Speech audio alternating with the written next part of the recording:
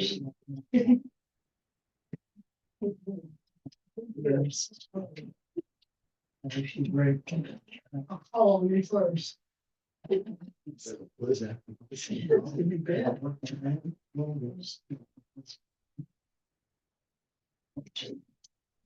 Mr. Wagner, go ahead. Okay. Well, today we're talking about the gift of the Magi.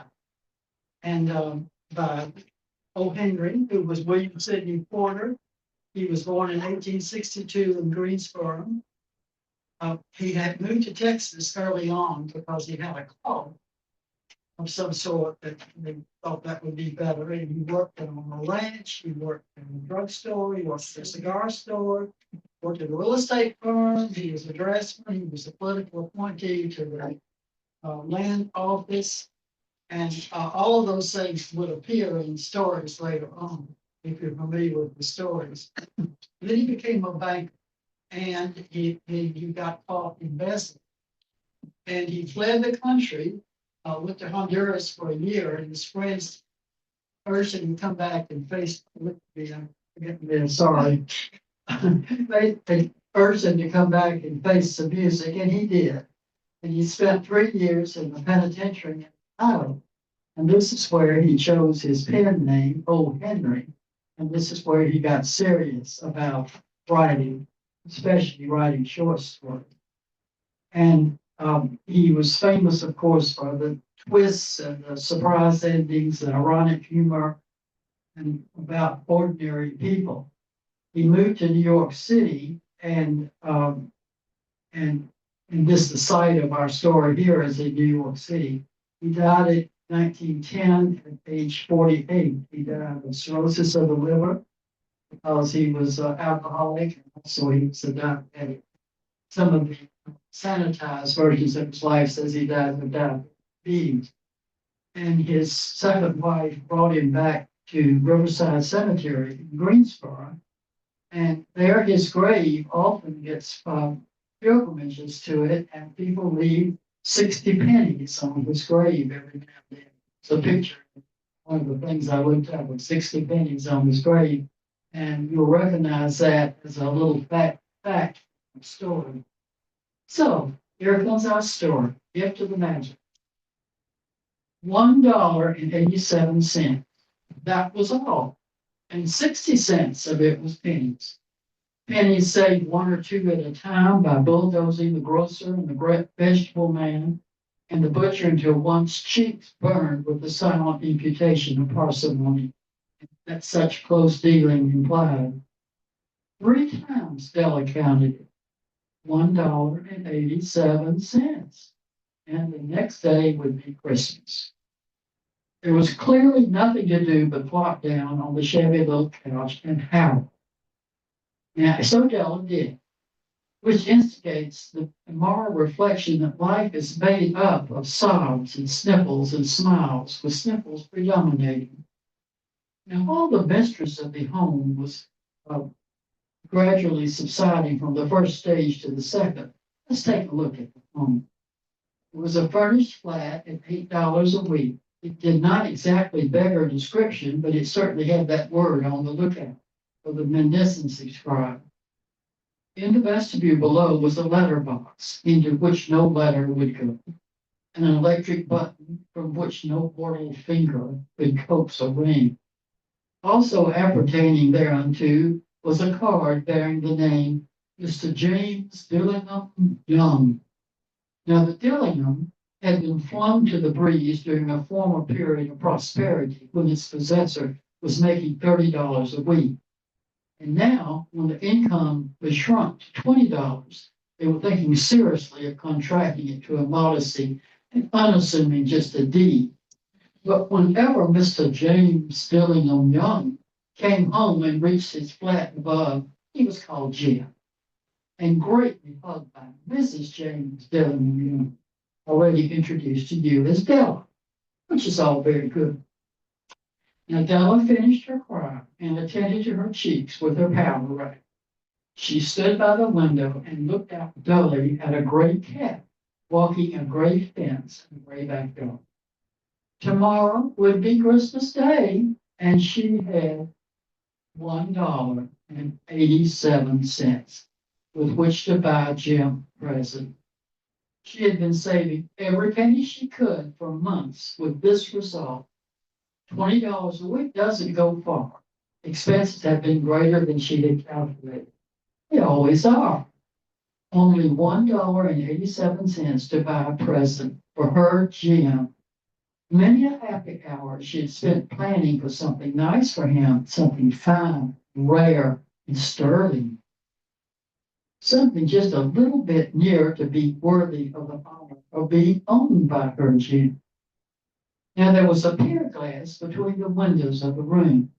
Perhaps you've seen a pier glass in an $8 flat. It's a very thin and a very agile person may, by observing his reflection in a rapid sequence of longitudinal strips, obtain a fairly accurate conception of his looks. And Della, being slender, had mastered this art. Suddenly she whirled from the window and stood before the glass. Her eyes were shining brilliantly, but her face had lost its color within 20 seconds. And rapidly she pulled down her hair and let it fall to its full length. Now there are two possessions of the James Dillingham Youngs in which they both had a mighty pride. One was Jim's gold watch that had been his father's and his grandfather's, and the other was Della's hair. And the Queen of Sheba lived in the flat across the airship. Della would have let her hair hang out the window someday to dry, just to depreciate Her Majesty's jewels and gifts. And had King Solomon been the janitor with all his treasures piled up in the basement, Jim would have pulled out his watch every time he passed just to see him pluck at his beard with envy. So now Della's beautiful hair fell around her, rippling and shining like a cascade of brown waters. It reached below her knee and made almost a garment for her. And then she did it up again nervously and quickly. Once she faltered for a minute and stood still while a tear or two splashed on the worn red carpet. On went her old brown jacket, and on went her old brown hat, with a whirl of skirts and with a brilliant sparkle still in her eyes. She fluttered out the door and down the stairs to the street. Where she stopped, the sign read, Madame Sofroni, hair goods of all kinds. One flag up, Della ran, collected herself, panting, and Madame, large, too white, chilly, hardly looked like a Sofroni. Will you buy my hair? Asked Della. Della, I'll buy hair, said the Madame. Take your hat off and let's have a sight at the looks of it. So down rippled the brown cascade. $20, said Madame, lifting the mask with a practiced hand. Give it to me quick, said Della. All in the next 2 hours tripped by on rosy wings. Forget the hashed metal. She was ransacking the stores for Jim's present, and she found it at last. It surely had been made for Jim and no one else. There was no other like it in any of the stores, and she had turned all of them inside out. It was a platinum bob chain, simple and chaste in design, properly proclaiming its value by substance alone and not by meretriciousness or ornamentation, as of all good things should do. It was even worthy of gold watch. As soon as she saw it, she knew that it must be Jim's. It was like him, quietness and value. The description applied to both. $21 they took from her for it. And she hurried home with 87 cents. With that chain on his watch, Jim might be properly anxious about the time in any company. Grand as the watch was, he sometimes looked at it on the sly on account of the old leather strap that he used in place of a chain. Then when Della reached home, her intoxication gave way a little to prudence and reason. She got out her curling iron and lighted the gas and went to work repairing the ravages made by generosity added to love. which is always a tremendous task, dear friends, a mammoth task. Within 40 minutes, her head was covered with tiny, close-lying curls that made her look wonderfully like a truant schoolboy. She looked at her reflection in the mirror long and carefully and critically. If Jim doesn't kill me, she said to herself, before he takes a second look at me, he'll say I look like a Coney Island chorus girl. What can I do? Or what could I do with $1.87? 7 o'clock, the coffee was made and the frying pan was on the back of the stove, hot and ready to cook the chops. Jim was never late. Della doubled the fob chain in her hand and sat on the corner of the table near the door that he always entered. Then she heard his step on the stair away down the first flight. She turned white for just a moment. She had a habit of saying a little silent prayer about the simplest everyday things, and now she whispered, "Please, God, make you think I'm still pretty." So the door opened, and Jim stepped in and closed it. He looked thin and very serious. Poor fellow, he was only 22, and to be burdened with a family. He needed a new overcoat, and he was without gloves. Jim stepped inside, as immobile as a setter, the scent of a quail. His eyes were fixed upon Della, and there was an expression in them that she could not read, and it terrified her. It was not anger, nor surprise, nor disapproval, nor horror, nor any of the sentiments that she had been prepared for. He simply stared at her fixedly with that peculiar expression on his face. Della wriggled off the table and went to him. "Jim, darling," she cried, "don't look at me that way. I had my hair cut off, and I sold it because I couldn't live through Christmas without giving you a present. It'll grow out again. You won't mind, will you? I just had to do it. My hair grows awfully fast. Say Merry Christmas, Jim, and let's be happy. You don't know what a beautiful, nice gift I've got for you." "You've cut off your hair," asked Jim laboriously, as if he had not arrived at that patent fact yet, even after the hardest mental labor. "Cut it off and sold it," said Della. "Don't you like me just as well anyhow? I'm me without my hair, ain't I?" Jim looked around the room curiously. "You say your hair is gone?" he said with an air almost of idiocy. "You needn't look for it," said Della. "It's sold, I tell you, sold and gone too. It's Christmas Eve, Jim. Be good to me, for it went for you. Maybe the hairs of my head were numbered," she went on with sudden sweetness, serious sweetness. "But nobody could ever count my love for you. Shall I put the chops on, Jim?" Out of his trance, Jim seemed quickly to awake. He enfolded his Della. For 10 seconds, let us regard with discreet scrutiny some inconsequential object in other direction. $8 a week or $1 million a year, what's the difference? A mathematician or a wit would give you the wrong answer. The Magi brought valuable gifts, but that was not among them. This dark assertion will be illuminated later on. Jim drew a package from his overcoat pocket and threw it upon the table. "Don't make any mistake, Dale," he said, "about me. I don't think there's anything in the way of a haircut or a shave or a shampoo that could make me like my girl any less. But if you'll unwrap the package, you might see why you had me going there for a while." So white fingers and nimble tore at the string and paper, and then an ecstatic stream of joy, and then, alas, a quick feminine change to hysterical tears and wails, necessitating the immediate employment of all the comforting powers of the Lord of the Flat. But there lay the combs, the set of combs, side and back, that Della had worshipped long in the Broadway window. Beautiful combs, pure tortoiseshell, with jewel rims, just the shade to wear in that beautiful vanished hair. They were expensive combs, she knew, and her heart had simply craved and yearned over them without the least hope of possession. And now they were hers. But the tresses that should have adorned the coveted adornments were gone. But she hugged them to her bosom, and at length she was able to look up with dim eyes and smile and say, "My hair grows so fast, Jim." And then Della leaped up like a little singed cat and cried, "Uh-oh." Jim had not yet seen his beautiful present. She held it out to him eagerly upon her open palm.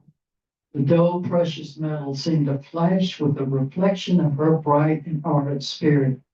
"Isn't it a dandy, Jim? Hunted all over town to find it. You'll have to look at that time 100 times a day now.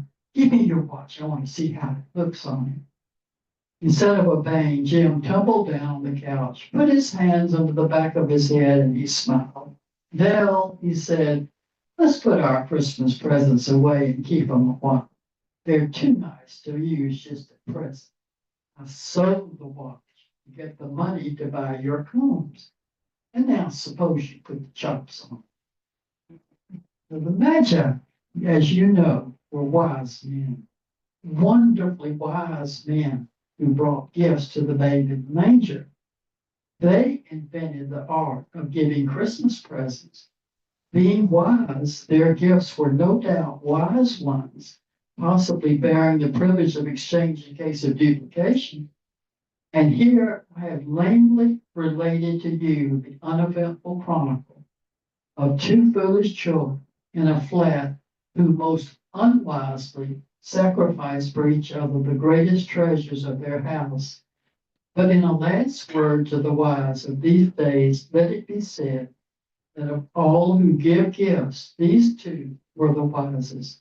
Of all who give and receive gifts, such as they are wisest. Everywhere they are wisest. They are the Magi.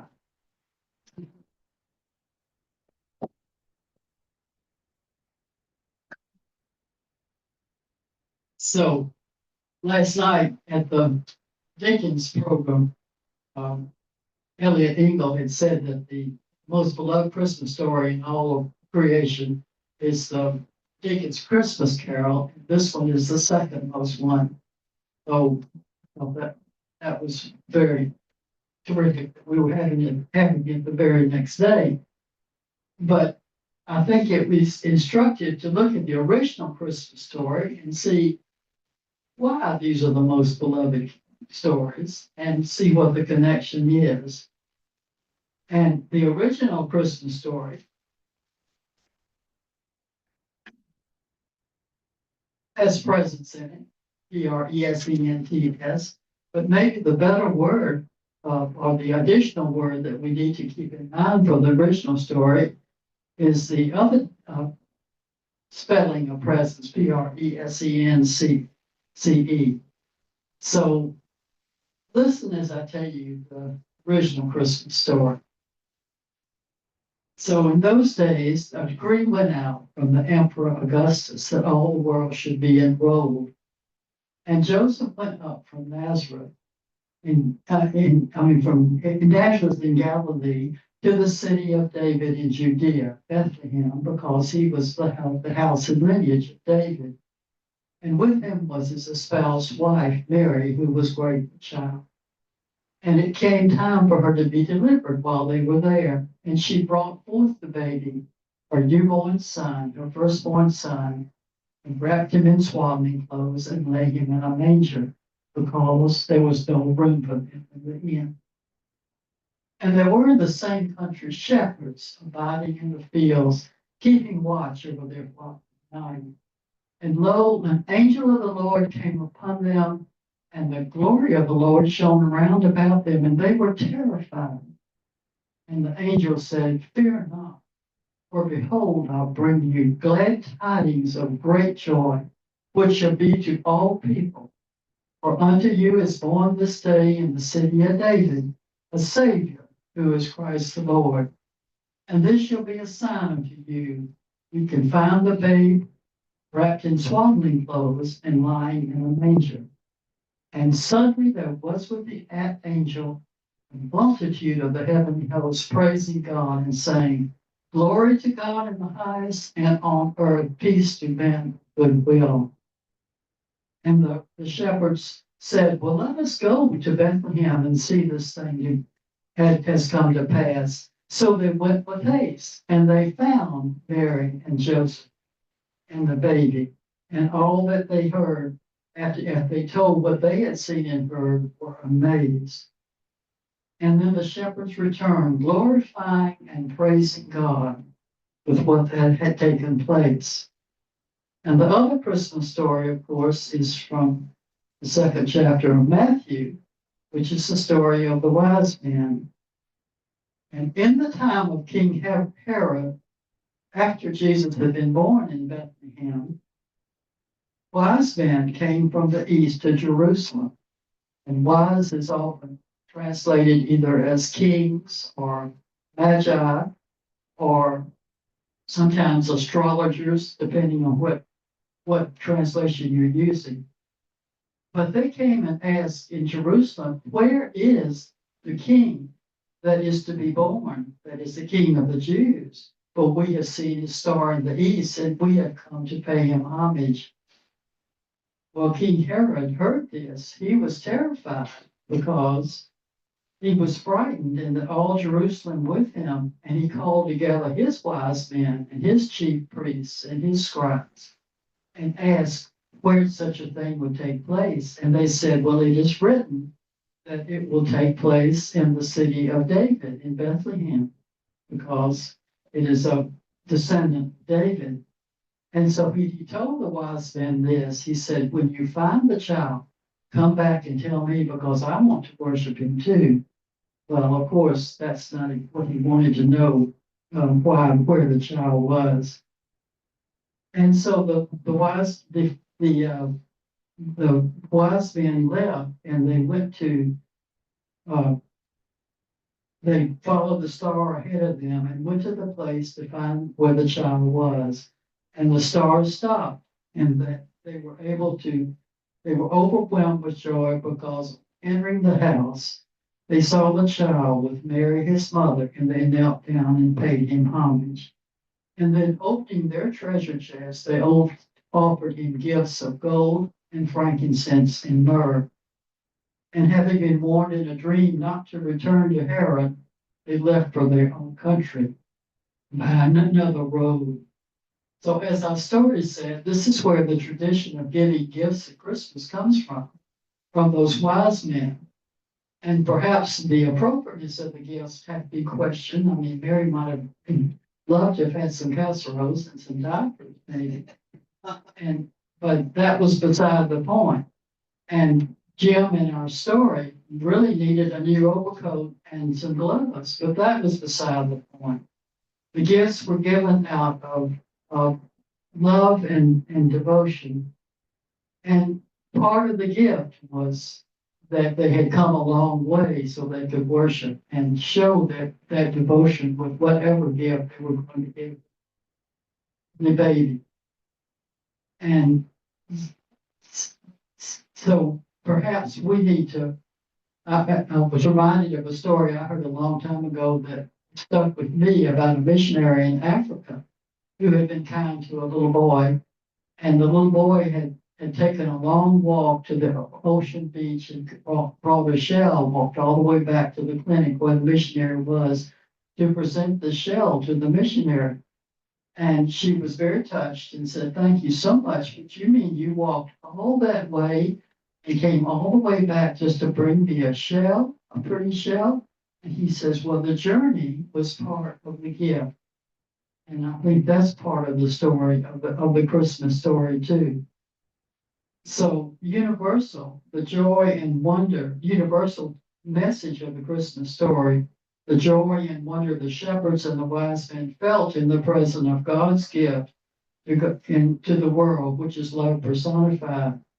And they acknowledged that with their presence, CESETE, and their presence and their gifts too. So there's one Christmas carol that's not quite as well known, where in the bleak midwinter. And the third verse of this, I think, is appropriate at this time. It was written by Christina Rossetti, who is a poet. What can I give him more than I am? If I were a shepherd, I would give. If I were a wise man, I would do my part.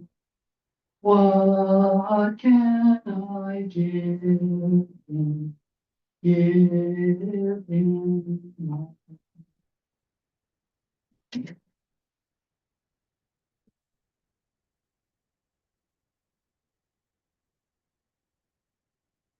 love of Christmas come to me. This is.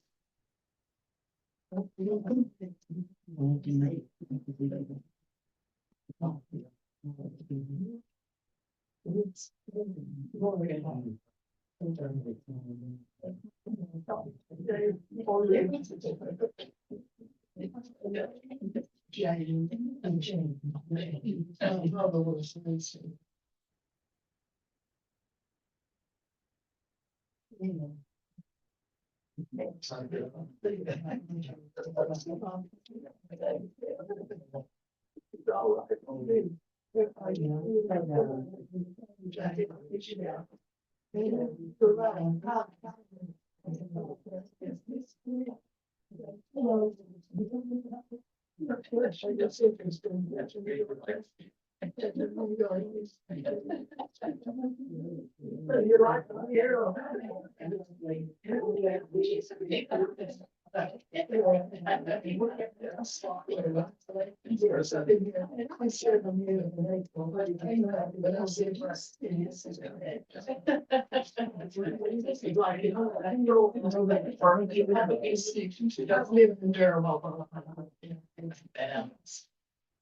Watching for me.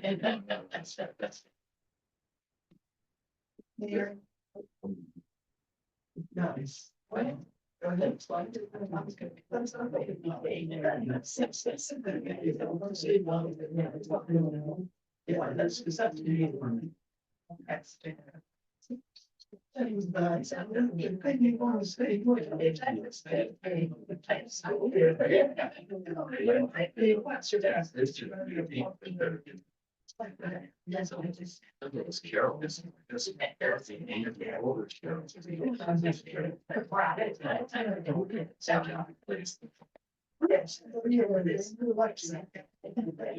Yes. Yes.